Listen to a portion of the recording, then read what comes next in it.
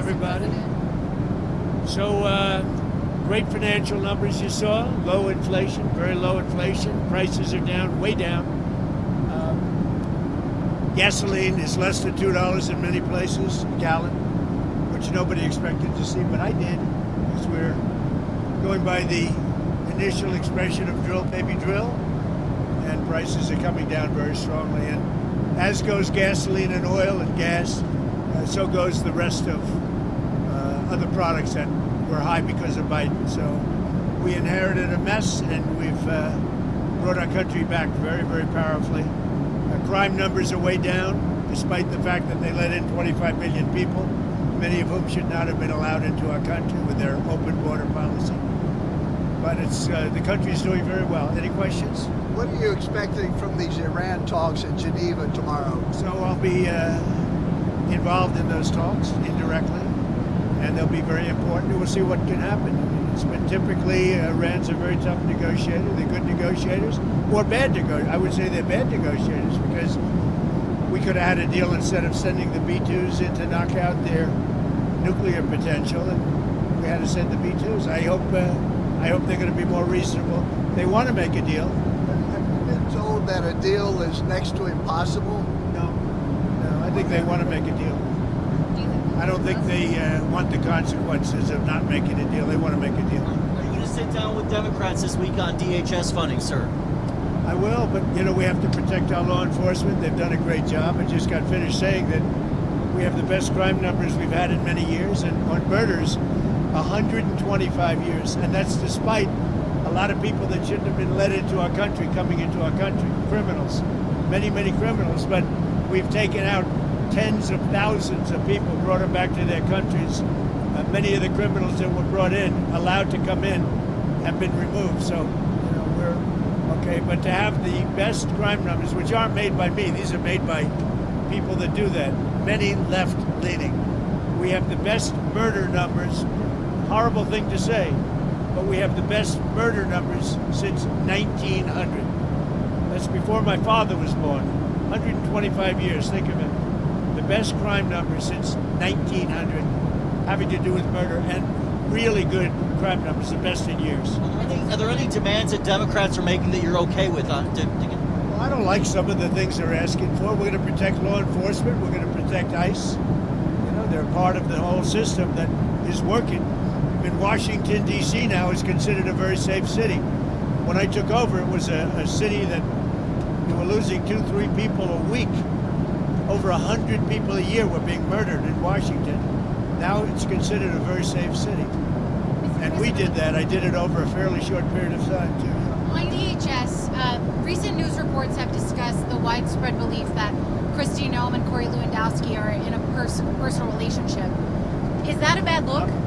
Recent news reports have discussed the possibility that Kristi Noem and Corey Lewandowski are in a close personal relationship.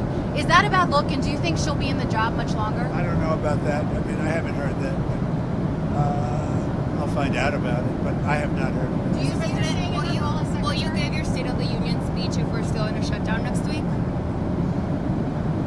Well, I think I would, yeah. Wouldn't bother me. I would give it, yeah. How are the negotiations going? With what? Which one? We have a lot of negotiations. No, with the government shutdown. This is a Democrat shutdown. This has nothing to do with Republicans. This is a Democrat shutdown. They're upset that the crime numbers are so good. They're very unhappy that the crime numbers are so good. They're very unhappy that there's a movement for getting voter ID. They want voter ID. The population, 98%, want voter ID. They don't want voter ID because they want to cheat in elections. They also want other things. They don't want mail-in ballots. They want to end mail-in ballots, which is corrupt. And one other thing that they're insisting on is proof of citizenship. And the Democrats don't want to give proof of citizenship. They don't want to give voter ID. Think of it. Who wouldn't want proof of citizenship? I ask you, Steve. Who wouldn't want voter ID? And why would you want mail-in ballots if you know it's corrupt? It's a corrupt system. We're the only country in the world that has this system of mail-in ballots. Think of it. The only country in the world that has this system of mail-in ballots, because they cheat. And the fact is they could never get elected if they ever changed. They know it. If you had voter ID, if you had proof of citizenship, they could never win an election, and they know that, and they're fighting to the hilt. And I put this down with men playing in women's sports. I put it down with transgender for everybody. I put it down with their horrible open border policy as being ridiculous. They don't want voter ID, no voter ID. And I put that down in the same category with men playing in women's sports. I'm going to add a fourth category. They don't want voter ID. Go ahead. So Hillary Clinton said in an interview today that she and her husband are getting pulled into the Epstein matter to divert attention from you and that your administration has something to hide. What's your response to that? I have nothing to hide. I've been exonerated. I have nothing to do with Jeffrey Epstein. They went in hoping that they'd find it and found just the opposite. I've been totally exonerated. In fact, Jeffrey Epstein was fighting that I don't get elected with some author, a sleazebag, by the way. And I've been totally exonerated. No, they're getting pulled in, and that's their problem. I don't know, they're going to have to see what happens. But I watched her in Munich, and she seriously has Trump derangement syndrome. Do you think that she should publicly testify? You know, I've been totally exonerated on Epstein, and it's really interesting because they've been pulled in. Think of it. They've been pulled in. Clinton and many other Democrats have been pulled in, yeah. The USS Gerald Ford, which is sprinting from the Caribbean to the Middle East, is about to hit its 8-month deployment mark. Usually they're deployed for about 6 months or so. Is there any concern that U.S. carriers are being stretched too thin? I'll answer the question later. Mr. President, you're warning Cuba to make a deal. What does that deal look like? What do you want them to Make do? a deal. Cuba is right now a failed nation. They don't even have jet fuel to get for airplanes to take off. They're clogging up their runway. We're talking to Cuba right now. I have Marco Rubio talking to Cuba right now, and they should absolutely make a deal because it's really a humanitarian threat. And we have a lot of great Cuban Americans, and they're going to be very happy when they're going to be able to go back and say hello to their relatives and do things that they should have been allowed to do for a long time. I'm very interested in the people that are here that were treated so badly by Castro and the Cuban authorities. They have been treated horribly. So we'll see how it all turns out. But Cuba and us, we are talking. In the meantime, there's an embargo. There's no oil. There's no money. There's no anything. If a deal isn't made, would you consider an operation like the one in Venezuela? I don't want to answer that. Why would I answer that? If I was, it wouldn't be a very tough operation, as you can figure. But I don't think that'll be necessary. Mr. President, Marco Rubio received really positive reviews in Munich. Is there very good reviews? Is there a scenario in which you would support him at the top of the ticket in 28? Something I don't have to worry about now. I've got 3 years to go, so it's something I don't have to worry. JD's fantastic, and Marco's, they're both fantastic. I think Marco did a great job in Munich. President Xi, in your talk with him recently, it warned about sending more weapons to Taiwan. What was your response to him? Are you going to send more weapons to Taiwan? I have a response. I'm talking to him about it. We had a good conversation, and we'll make a determination pretty soon. Tell us about your trip We have a very good relationship with President Xi. In fact, I'll be going, I guess, in April. I'm sorry. Tell us about your trip to Rome, Georgia on Thursday, your trip to Marjorie Taylor Greene's old district. Well, we have a lot of people that want to take Marjorie Taylor Greene's place, and many candidates, and I have to choose one. And they say whoever I endorse is going to win, but we have a lot of good candidates who want to take her place. So your Board of Peace meets for the first time this week. You said it could be the most consequential international organization ever. That's a high bar. What do you want for this first meeting? Well, I think it can be. We're going to have all world leaders. They're putting up tremendous amounts of money. And I think it's going to go far beyond Gaza. I think it'll be peace all over the world. And we're working in conjunction with the United Nations. Look, the United Nations is there. They haven't lived up to potential. The United Nations has great potential. They haven't lived up to the potential. But I think they might aid us a little bit. But we have the greatest leaders in the world joining the Board of Peace. And we'll be doing it in conjunction with, in some cases, the United Nations. And see if we can get the United Nations to get on the ball. You've been a kingmaker in a lot of Republican primaries. A lot of people, including foreign nations. I was very honored to see that a very wonderful prime minister in Japan won by a landslide. I think she was going to win, but she won by just about the biggest vote ever in Japan. and she attributed my endorsement for that, and that's very good because we have a great relationship with her and Japan. A lot of Republicans in D.C. are asking you to endorse John Cornyn, but you haven't yet. Is there a chance you wouldn't endorse Paxton, and why haven't you endorsed Cornyn? I just haven't made a decision on that race yet. It's got a ways to go, and I haven't. He's a good man. John is a good. I like all three of them, actually. I like all three. Those are the toughest races. They've all supported me.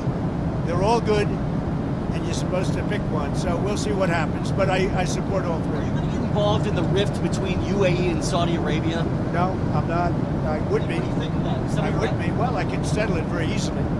But they have they do indeed have a rift, and we can get it settled very easily. I settle wars. I settle a lot of rifts between countries. You've been noticing, right? That's an easy one to settle. On Venezuela, Nancy Rodriguez last week said that Nicolas Maduro is still a legitimate president and is innocent. I know you said the relationship is a 10, but I'm curious what's your thoughts on that? I think we have a great relationship. I think she probably has to say that. I think politically maybe she has to say that. But the relationship with Venezuela, she's doing a very good job. And I fully understand that statement. You're going to have Ukraine talks tomorrow as well in Geneva with Witkoff and Jared Kushner. Yeah. What are you expecting there? Is there Well, they're big talks. It's going to be very easy. I mean, look, so far, Ukraine better come to the table fast. That's all I'm telling you. We are in a position. We want them to come. And by the way, I watched AOC answering questions in Munich. This was not a good look for the United States. I watched Gavin Newsom answering questions in Munich, and this was a bad look for our country. These two people are incompetent. And at least Hillary's competent. She's just Trump deranged. She was so deranged. She is an angry woman. But I watched the other two speaking and answering basic questions. Look, Gavin has destroyed California. And AOC, I never heard her speak very much. And they started answering questions. She had no idea what was happening. She had no idea how to answer, very important questions concerning the world. But she can't answer questions concerning New York City either, because New York City is got some problems. Now that Gaza's entering phase 2, should Israel lift its ban on foreign journalists being allowed into Gaza? We'll be lifting a lot of bans pretty soon. I think you're going to see everything opening up. Gaza, look, we have peace in the Middle East. Now, you have some flames here and there, but we essentially have peace in the Middle East, and that happened primarily when we did the B-2 attack on the potential nuclear power. They would have had a nuclear weapon within 1 month. If that happened, it would have been a whole different deal. Okay, thank you very much, everybody. One thing, so the $5 billion that you announced yesterday for the Board of Peace, is that a down payment, or are you expecting more? We want to help people.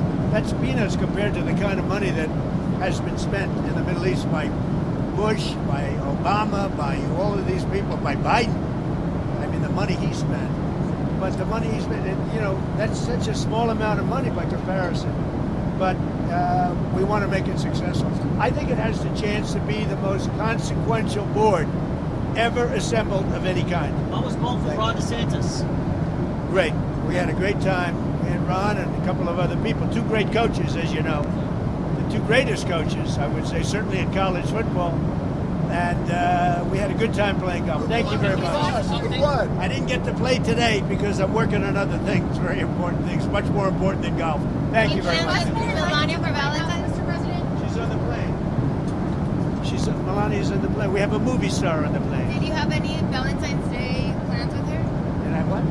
Did you do anything for Valentine's with her? Did you give her flowers? I better not tell you that. Goodbye, everybody. That's the toughest question. No, she's very, I'm proud of the fact, her movie's so successful.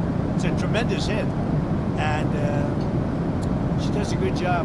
She does a very consequential work. I think you're going to see in the end that she's going to go down as one of the truly great first ladies. When you see what she's doing with Russia, Ukraine, and so many of the other things she's doing, she's done a good job. She works very hard. Is Westmore invited to the White House this week, Mr. President? Just so you understand, the governors were all, other than two. One was from Colorado, where he's got a 73-year-old woman who's probably got serious cancer, confined, and for some time in solitary confinement because she pointed out the voter theft that was taking place. In other words, she pointed it out. They arrested her and they gave her a 9-year sentence. And he better let her go because it's a disgrace. And the other guy's just a bad governor. He's not doing a good job. Wes Moore, he's doing a terrible job. And you can see that. Well, I didn't invite those two. If the rest of them don't want to show up, that's okay. I hear they're coming, a lot of them. The White House is a great place to be. But no, I don't like the job that Wes Moore's doing. I don't like the job he's doing at the bridge. I don't like the fact that he did that horrible, with the pipes and the Potomac. And he's not doing the job. They got to do it, and I'm gonna have to get the federal government involved in getting it fixed because he can't fix anything. Thank you very much.